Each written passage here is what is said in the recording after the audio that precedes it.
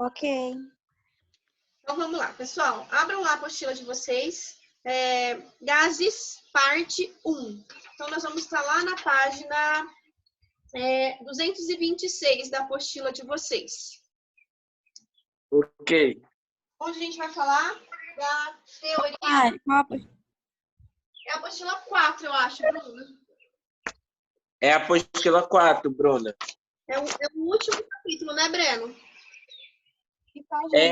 É a frente 232.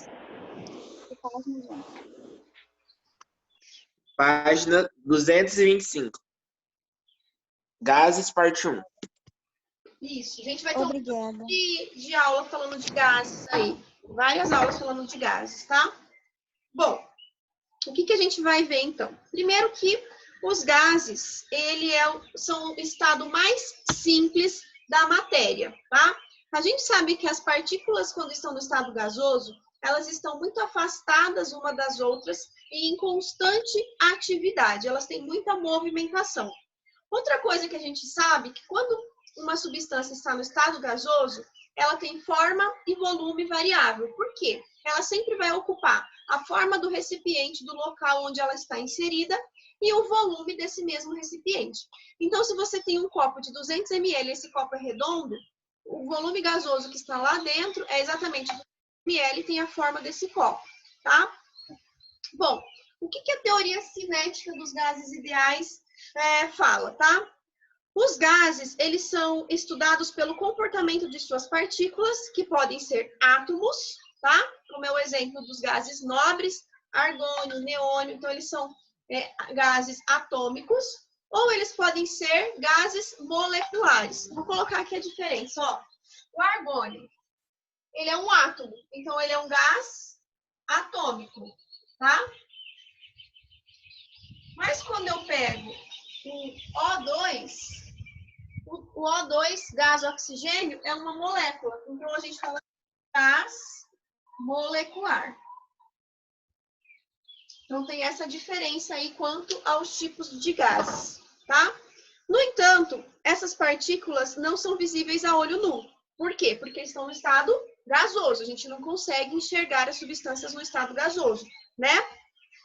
E para resolver esse problema, criou-se um modelo teórico, que é a teoria dos gases ideais. Podemos dizer, então, que os gases ideais são aqueles que não apresentam interação, ou seja, atração e nem repulsão, e que têm volume desprezível em relação ao recipiente que os contém. Um gás ideal é um modelo de gás que não existe, mas serve para que consigamos explicar o comportamento dos gases em geral. Para explicar o comportamento, então, desses gases em geral, nós vamos precisar estudar 3 variáveis. Essas variáveis são muito importantes para vocês. Então, nós vamos estudar a pressão, nós vamos estudar o volume e nós vamos estudar a temperatura. Então, essas 3 variáveis, elas têm grande influência sobre os gases, tá? A gente vai estudar os gases a partir de gases ideais, mas vamos falar dos gases reais, os gases que existem efetivamente.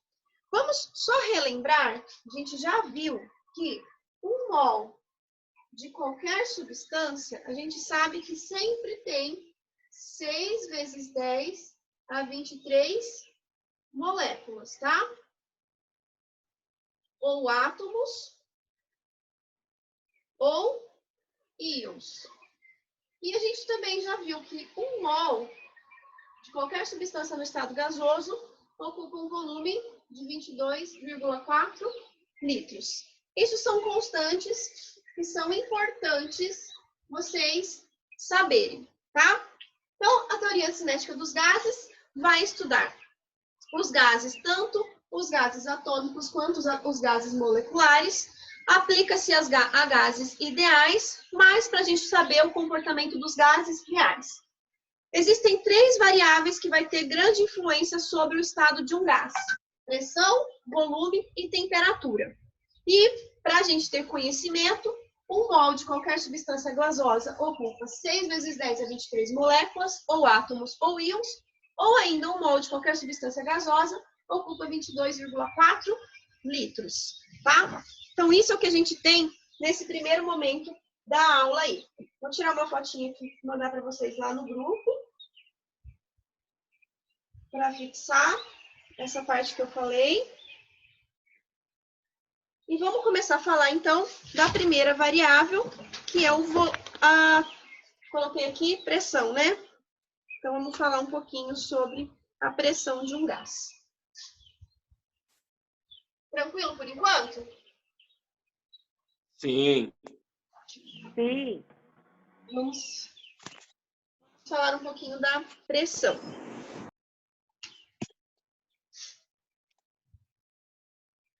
Primeira variável que a gente tem a ir a ser estudada. Bom, vou pegar aqui, vou colocar um recipiente, tá? Um recipiente fechado. E a pressão, ela nada mais é do que o volume de choques dessas partículas gasosas sobre a parede do recipiente. A pressão, ela é exercida pela movimentação e pelos choques das partículas gasosas sobre a parede do recipiente.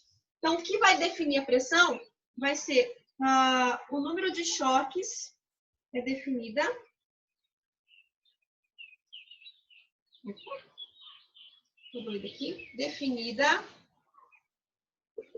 pelo número de choques ou colisões, tá? Das partículas gasosas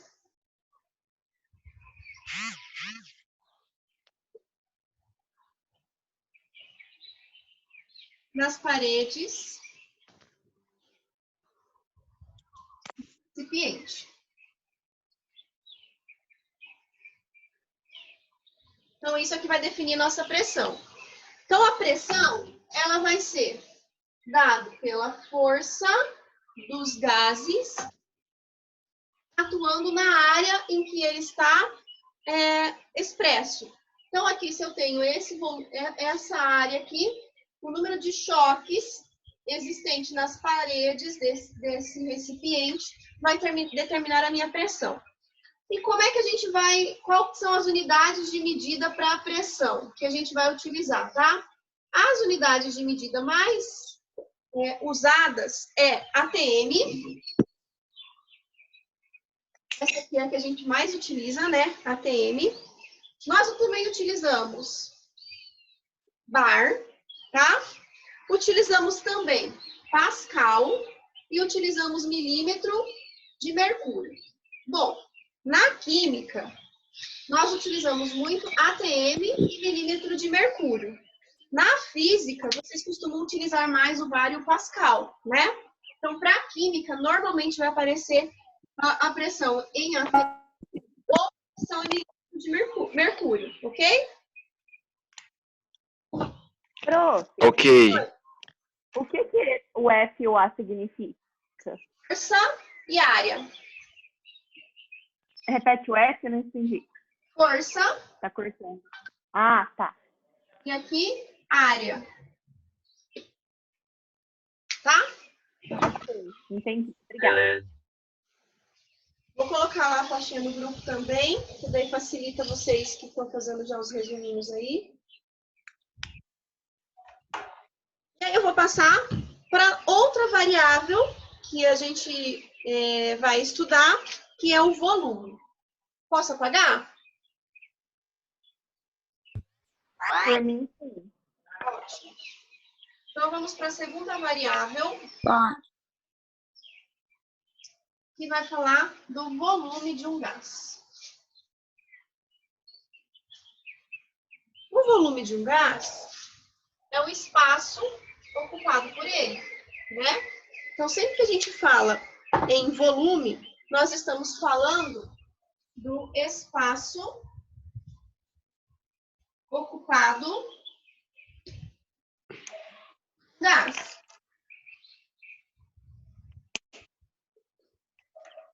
Então, todo gás ocupa um volume, tá? Até porque os gases, mesmo que a gente não enxerga, a gente sabe que eles têm massa, né? Então, para qualquer recipiente, em qualquer recipiente, o volume de um recipiente sempre vai ser o volume do gás, como eu disse anteriormente, tá? Na CNTP, nós temos uma constante. Vamos lá. O que é CNTP? Vocês lembram? Alguém lembra o que é CNTP?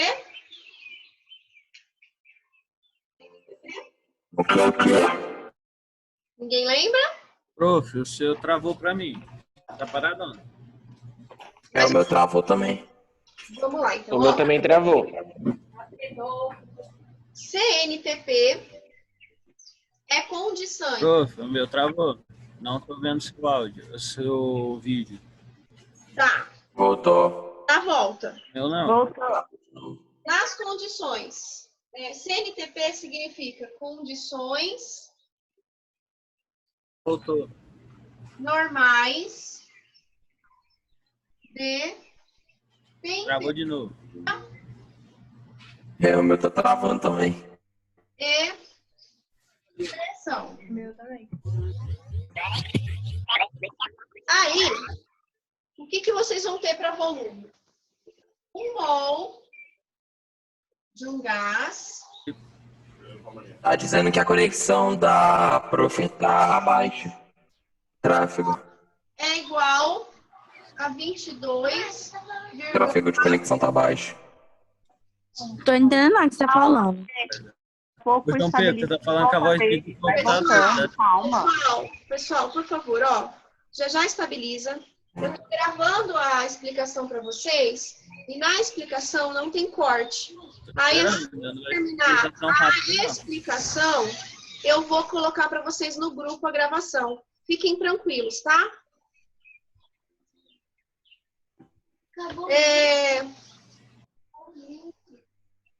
E aí, isso aqui é o que a gente tem para volume, então, em qualquer mol de um gás, sempre vai ocupar 22,4 litros.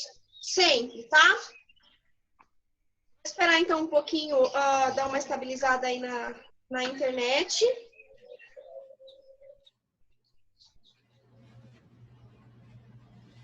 Tudo ok aí? Voltou? Tá paradão. Tem que dar uma estabilizadinha. Porque o tá muito baixo. Eu nem tá dando pra ver. Só tá pulando de uma parte do quadro para outra. Não tem problema, já estabiliza. Eu vou mandar para vocês, então, aí a foto do quadro, para vocês irem fazendo o resuminho, tá?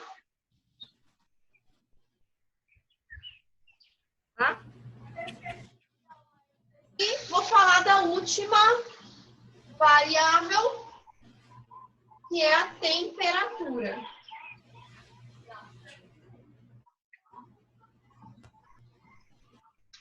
A temperatura, então, é a nossa última variável. Essa última variável, que é a temperatura se refere ao grau de agitação das partículas, tá?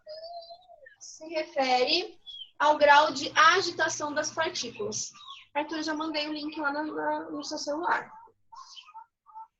Se refere ao grau de agitação.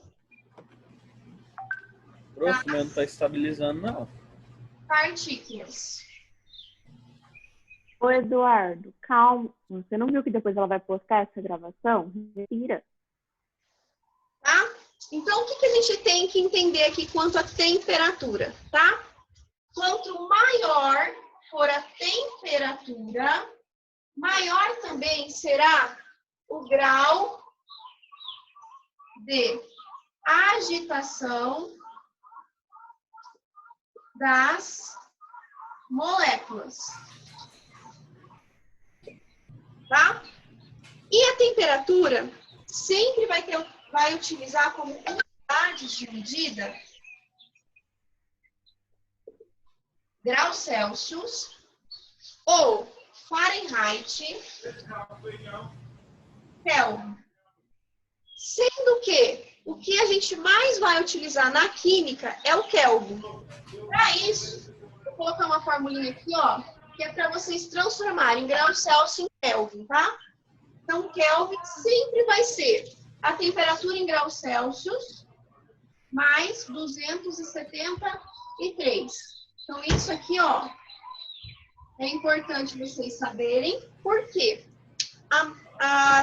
o que a gente vai mais utilizar para química é a temperatura em graus Kelvin, tá? Então, para a gente transformar Kelvin, você pega temperatura em graus Celsius mais 273 e você tem a sua temperatura em Kelvin, tá? Então, isso é o que a gente tem para as variáveis de um gás, tá? Traz aí para vocês, então, na apostila. Prof, quando voltar, eu te aviso. Pressão na página 226, traz volume na página 229 e temperatura também na página 229. Essas três variáveis são fundamentais para a gente estudar todas as outras variáveis gasosas, tá? Bom, feito isso, terminando isso, de assistir essa aulinha, vocês vão fazer para mim... Prof, manda a foto desse quadro pra gente ver lá no grupo. Uhum. Terminando, então, de passar essas três variáveis para vocês, agora vocês vão fazer para mim os módulos 12, que vai falar das variáveis do...